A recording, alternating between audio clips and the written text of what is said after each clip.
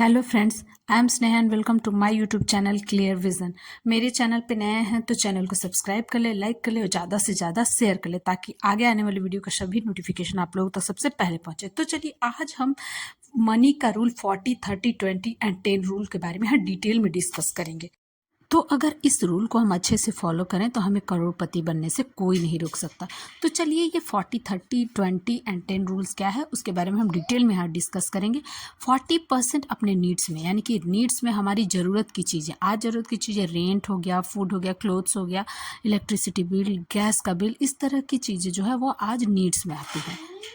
ये लक्ष्य तभी संभव हो पाएगा जब हम पर मंथ जो है वो इन्वेस्ट करना कुछ ना कुछ अमाउंट स्टार्ट कर देंगे।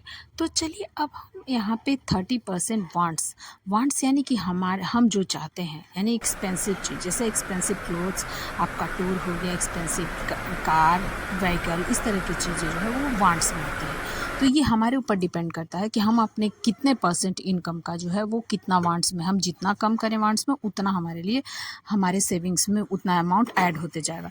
तो ये आप पे डिपेंड करता है और प्लस आपकी इनकम पे भी डिपेंड करता है, क्योंकि हमारा अगर इनकम ज़्यादा रहेगा तभी हम अपने वांट्स को जो है वो कम कर पाएंगे और अपने सेविंग अमाउंट को बढ़ा सकते हैं। तो 20%, अब 20% सेविंग्स और इन्वेस्टमेंट में, मतलब अपने इनकम का 20% सेविंग्स और इन्वेस्टमेंट में ज़रूर लगाना चाहिए। अब इन्वेस्टमेंट में हमारे पास ऑप्शन क्या है, म्यूचुअल फंड, स्टॉक है, एफडी है, आरडी है, पीपीएफ। अब हम किस में इन्वेस्ट करें ये हमारे ऊपर डिपेंड करता है, लेकिन हमें इन्वेस्ट ज़रूर करना चाहिए। तो चलिए हमारे पास लेकिन यहाँ पे बहुत सारे ऑप्शंस हैं, में से कुछ ऑप्शंस इंपॉर्टेंट हैं, उसको हम यहाँ पे देखेंगे म्यूचुअल फंड और स्टॉक्स में ही।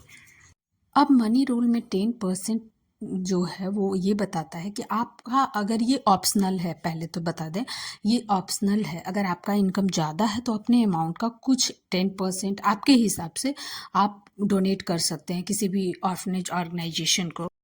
तो चलिए अब हम वापस से अपना 20% सेविंग्स वाले जो है प्लान पे चलते हैं। तो हम कहाँ कहाँ इन्वेस्ट कर सकते हैं। एफडी में हमारा जो इंटरेस्ट रेट है वो 7%, आरडी में 6%, पीपीएफ में 7.1%। तो हमें स्मार्ट इन्वेस्टमेंट की ज़रूरत होती है, जो कि हमें स्टॉक या म्यूचुअल फंड से। लेकिन हाँ, ये मेरी तरफ से बाय सेल का रिकमेंडेशन बिल्कुल भी नहीं है। ये वीडियो सिर्फ लर्निंग पर्पज से बनाया गया है। अगर आप इन्वेस्ट करना चाहते हैं तो अपने फाइनेंशियल एडवाइज़र की मदद जरूर लें। तो चलिए अब हम यहाँ पे स्मार्ट इन्वेस्टमेंट में हम किस तरह का इन्वेस्टमेंट कर सकते हैं, कौन कौन से स्ट्रैटेजी अपना सकते हैं, तो चलिए वहीं पे हम डिटेल में डिस्कस करेंगे यहाँ पे।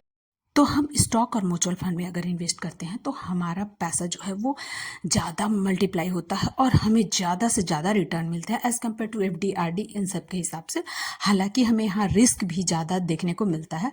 तो अगर आप लॉन्ग टर्म इन्वेस्टमेंट का सोच रहे हैं तो यहाँ पे इन्वेस्ट कर सकते हैं, और अगर आपको ये जोखिम उठाना है कि हमें अपना लॉस भी देखने को मिलेगा पोर्टफोलियो में, तो ये फंड बिल्कुल भी आपके लिए ही है।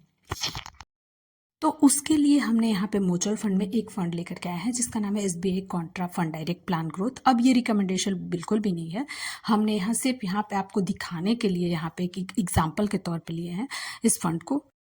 तो अगर हम इस फंड में इन्वेस्ट करते हैं, अगर 3,000 भी पर मंथ का, और इंटरेस्ट रेट हम ज़्यादा नहीं लेते हैं, हम 15% का लेते हैं, उससे कहीं ज़्यादा का भी रिटर्न हमें देखने को मिलता है, और टाइम पीरियड हम 30 ईयर का लेते हैं, तो इन्वेस्टेड अमाउंट हो जाता है 10,80,000 और एस्टिमेटेड रिटर्न 1,58,15,311 रुपीज़। और टोटल वैल्यू जो होता है इसका वो होता है 1,68,95,311, जो कि बहुत बड़ा अमाउंट होता है।